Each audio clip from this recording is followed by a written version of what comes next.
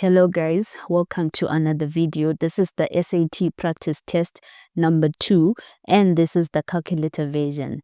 Number 1 says there are 55 students in Spanish club. A sample of the Spanish club students was selected at random and asked whether they intend to enroll in a new study program. Of those surveyed, 20% responded that they intend to enroll in the study program. Based on this survey, which of the following is the best estimate of the total number of Spanish club students who intend to enroll in the study program? So given that 20% responded, so that is going to be 20%. 20 over 100 times 55.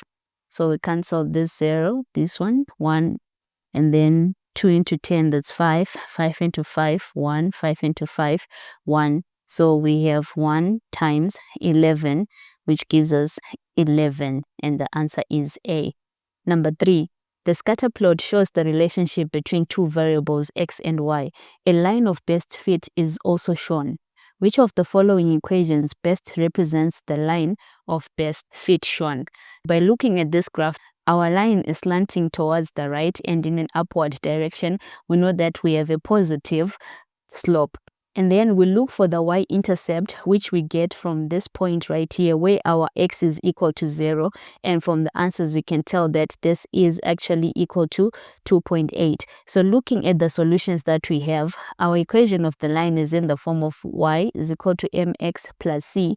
But in this case, we have y is equal to c plus mx. I have a positive here because of the positive gradient. So that is going to be y is equal to 2.8 plus my m is going to be a positive 1.7x. So looking at the answers that we have, we get A as our answer. Number 2, J walks at a speed of 3 miles per hour and runs at a speed of 5 miles per hour. He walks for W hours and runs for R hours for a combined total of 14 miles. Which equation represents this situation? We have 3 miles per hour and he walks for W hours, and then we have a speed of 5 miles per hour. We have R hours and the total distance traveled is 14 miles. So we can rewrite this as 3 miles per hour and we have 5 miles per hour when he's running, and he walks for W hours and R hours that he takes when he is running. So putting this together, we have 3W plus 5R is equal to a total distance of 14, and the answer is A. Moving on to number 4.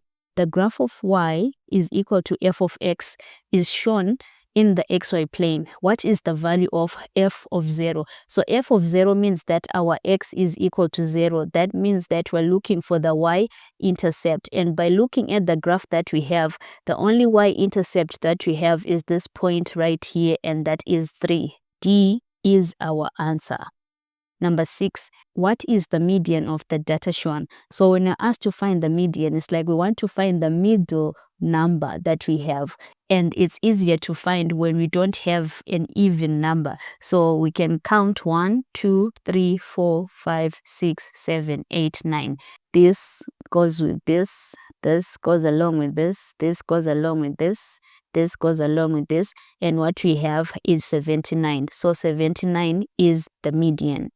Number 7, what value of x is the solution to the given equation? So we have x plus 40 is equal to 95. We take 40 to the other side and we remain with 95 minus 40. Our x is equal to 95 minus 40, which is equal to 55.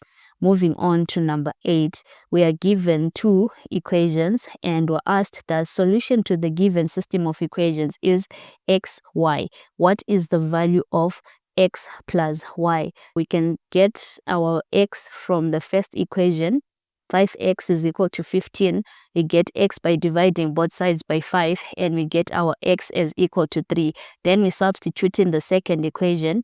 We get minus 4 multiplied by 3 plus y is equal to negative 2. So we remain with minus 12 plus y is equal to negative 2. Y is equal to 10. we have our x and y, and we're asked to find the value of x plus y. That would be equal to 3 plus 10, which is 13, and the answer is C. Moving on to number 5, which expression is equivalent to, we have these two in these brackets where m, q, and z are positive. When we are multiplying indices, we add the powers. That is a law of indices. So what we have is 4 plus 1, because this m is to the power 1. Then we have q, 4 plus 5. Then z, negative 1 plus 3. Putting this together, we have m to the power 5, q to the power 9, and z to the power 2. So this is the expression that we have, and our answer is B. Moving on to number 9, we're given a function. The given function g models the number of gallons of gasoline that remains from a full gas tank in a car after driving m miles. According to the model, about how many gallons of gasoline are used to drive each mile. We are going to say g of 0. This is when it hasn't moved, and we get negative 0.05. M is 0 plus 12.1. And multiplying this, we get 0 plus 12.1, which is equal to 12.1. Then we say g of 1, when it moves 1 mile, that we get 0.05 multiplied by 1 plus 12.1. We are subtracting 0.05 from 12.1, and we get 12.05. We are going to subtract the 2, so we have 12.1 minus 12.05, and we get 0.05. This is the amount of gasoline that is used to drive 1 mile, and the answer is A. Number 11, we have two equations. The graphs of the given equations in the xy plane intersect at the point xy. What is a possible value of x? We are going to substitute this y with 76, and we get 76 is equal to x squared minus 5. So we say x squared is equal to 76 plus 5. That gives us 81. To find x, we take the square root of 81, and we get plus or minus 9.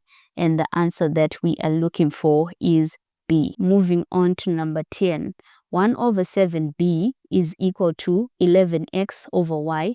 The given equation relates the positive numbers b, x, and y. Which equation correctly expresses x in terms of b and y?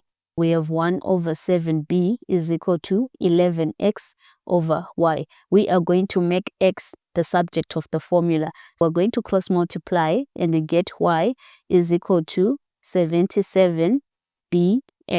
And to remain with x, we're going to divide both sides by 77b. So we have x is equal to y over 77b, which is the same as C. Number 12, we have two inequalities. The point x 53, this is x and y, these are coordinates, is a solution to the system of inequalities in the xy plane. Which of the following could be the value of x? So we can replace our y with 53, and we get 4x plus 53 is less than 18. 4x is less than, we take 53 to the other side, and we get a negative 35. Divide both sides by 4, and we get x is less than 8.75. X must be a value less than 8.75. And from the options that we have, A suits this inequality. Moving on to number 13. Out of 300 seeds that were planted, 80% sprouted. How many of the seeds sprouted? So we say 80 over 100 times 300. Cancel the zeros, and we're left with 80 times 3, and that is equal to 240. Number 14, the function f is defined by f of x is equal to 4x. For what value of x does f of x is equal to 8? So we say 8 is equal to 4x. We divide both sides by 4 and we get x is equal to 2. Number 16, line P is defined by 2y plus 18x is equal to 9.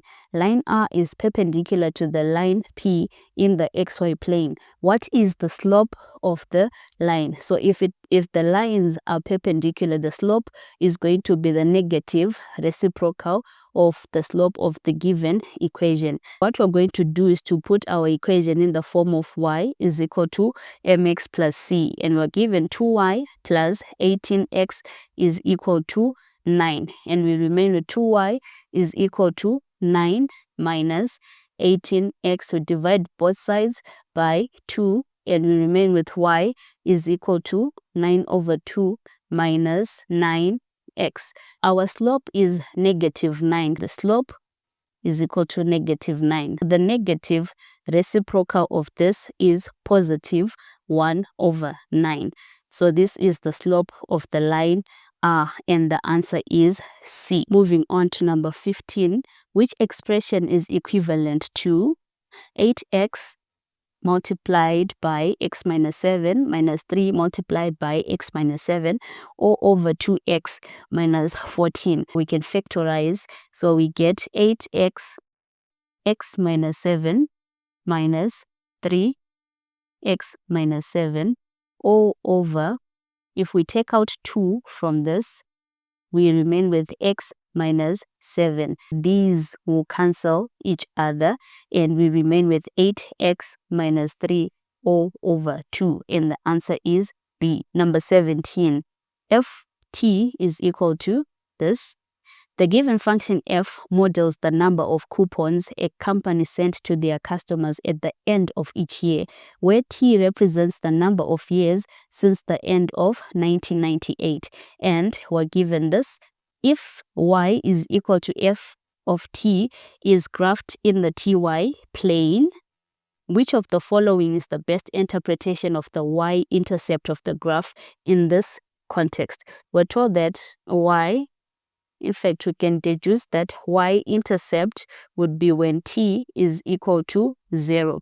And we're given the function f of t is equal to 8,000 multiplied by 0.65 to the power t. We have 8,000 multiplied by 0.65 to the power of 0. So whatever number raised to the power of 0 is equal to 1. And what we're left with is 8,000 multiplied by 1, which is 8,000. So this number, we're saying that this value here, at the end of 1998, 8,000 coupons had been sent to customers.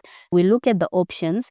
The minimum estimated number of coupons the company sent to their customers during the 5 years was, no, this is incorrect. The minimum estimated number of coupons the company sent to their customers during the years was 8,000. No, it's not the minimum. The estimated number of coupons the company sent to the customers at the end of 1998 was, that is incorrect.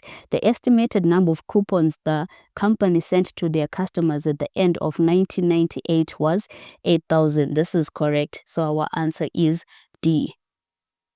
Number 18. Triangle XYZ is similar to triangle RST such that X, Y, and Z correspond to R, S, and T respectively. The measure of angle Z is 20 and 2XY is equal to RS. What is the measure of angle T? We're going to sketch our triangles, and we have X, Y, and Z. Then another triangle, we have R, S, and T. And we're told that XY, right, 2XY is equal to RS. I'm going to let RX be equal to X, and this length XY is going to be 2X. And then the angle Z, this one right here, is 20 degrees. And what is the measure of angle T? The angle is going to be 20 degrees. because the angle Z is congruent to angle T. Our angle T is 20 degrees, and that is C. Number 21, y is equal to 4x plus 1, for y is equal to 15x minus 8. The solution to the given system of equations is xy. What is the value of x minus y? We can substitute our y and place it right here, and we end up with 4 multiplying 4x plus 1 is equal to 15x minus 8. We get 16x plus 4 is equal to 15x minus 8. We take 15x to the other side and we remain with x is equal to, taking 4 to the other side, negative 12. So that is the value of x. And then the value of y is going to be 4 multiplied by negative 12 plus 1. This is negative 48 plus 1, that's negative 47. Now we want to find x minus y, that's negative 12 minus 47, and we get 35 is our answer. Moving on to number 19, we're given a linear equation. One of the equations in a system of two linear equations is given. The system has no solution. Which equation could be the second equation in the system? So we're going to compare these answers. There are key things that one has to know. If the system has no solutions, that means the lines are parallel and distinct. So the equation must be parallel, meaning that they must have the same slope but different y-intercept. So I'm going to compare these options that we have, but I'm going to make sure that our equations are in the form of y is equal to mx plus c. Starting with A, we have y is equal to 6x plus 18, and then B, we have y is equal to 6x plus 22, and then C, we have y is equal to 12x plus 36. For D, we have y is equal to 12x plus 36. From this equation that we have, remember we said they must have the same slope but different y-intercept. That means the slope of our line here is 6. And the intercept, the y-intercept is 18. Hence, we're going to compare with our options. For part A, the slope is 6 and the intercept is 18. And this is the same as what we have, so this is incorrect. And then for part B, the slope is 6 and the y-intercept is 22, which is different. So this is a possible answer. And then for part C and D, we have a slope of 12, which is different from the slope that we have. So these are incorrect, leaving us with B as the correct answer. Number 22, we're given how many distinct real solutions does the given equation have? For us to get the distinct real solution, we use the discriminant, which is b squared minus 4ac. If b squared minus 4ac is greater than 0, that means the quadratic has two distinct solutions. And if this b squared minus 4ac is less than 0, that means it has 0 real solutions. And if b squared minus 4ac is equal to 0, that means it has one solution. I'm going to go ahead and plug in the values into this. B squared is 10 squared minus 4a is 5, c is 16.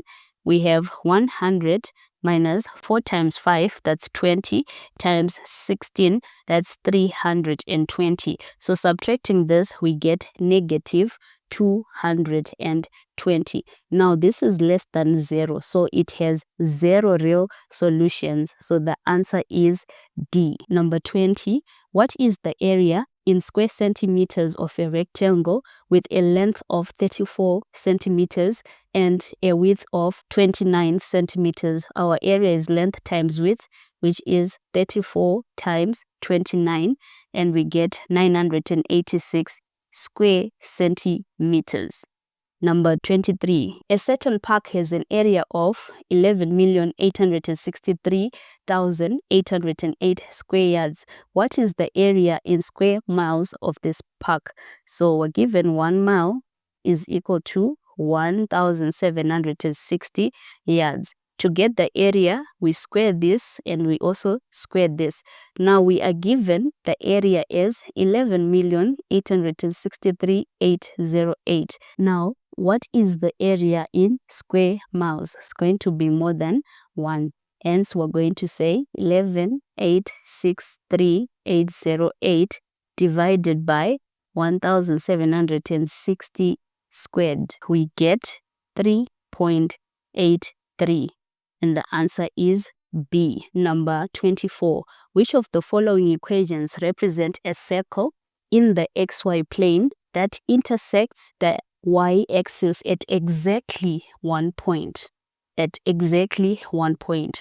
The circle that intersects the y-axis at exactly 1 point must be a circle with its center on the y-axis. The center has to be on the y-axis. This means that the x-coordinate of the center must be 0. X-coordinate must be equal to 0. Looking at our solution, starting with A, we have the center at 8, 8. This is not on the y-axis, so this is incorrect. Looking at option B, we have our center at 8 and 4, which is also not on the y-axis, so this is incorrect. Looking at option C, we have our center at 4 and 9, which is actually on the y-axis. And then looking at option D, well, this is invalid because it's not the equation of a circle. Remember, the equation of a circle is in this form: x minus h squared plus y minus k squared is equal to r squared, where r is the radius and the center are h and k. These are the centers.